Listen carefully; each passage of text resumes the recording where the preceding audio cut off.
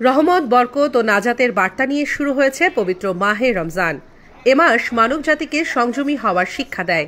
কিন্তু এই রমজানকে ঘিরেই মাসব্যাপী সন্ধ্যাকালীন রেল যাত্রায় চলে সাহরি ও ইফতার বাণিজ্য, যেখানে ইফতার ও সাহরি বিক্রি হয় উচ্চ মূল্যে।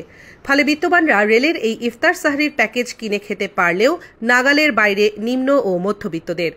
বাধ্য হয়েই তাদের কিনে খেতে হয় কলা রুটি।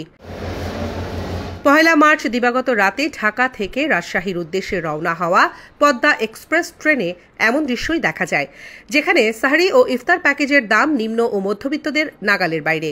ফলে বাধ্য হয়েই অনেক যাত্রীকে স্টেশনের পাশে থাকা দোকান থেকে কলা, রুটি, কেক কিনে সাহরি করতে হচ্ছে।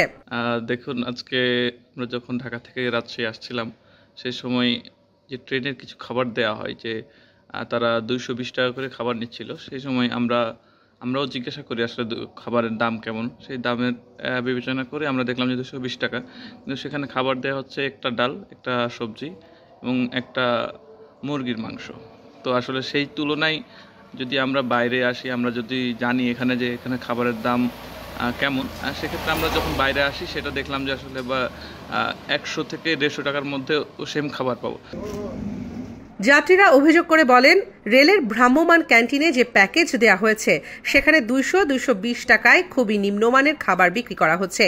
ওই প্যাকেজে রয়েছে এক টুকরো ব্রয়লার মুরগির মাংস, কিছু সবজি, ডাল এবং ভাত। তবে এই খাবারের পরিমাণ অত্যন্ত কম এবং মানও সন্তোষজনক নয়। আমি ঢাকা থেকে রাজশাহী এলাম।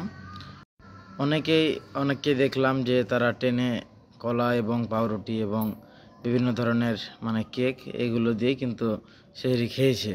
কিন্তু ট্রেনের যে খাবারের দাম, এটা ঊর্ধ্বগতি হওয়ার কারণে, অনেক দাম বৃদ্ধির কারণে কিন্তু অনেকেই এই রাজশাহীতে হোটেলে এসে তারা সেহরি খেলো।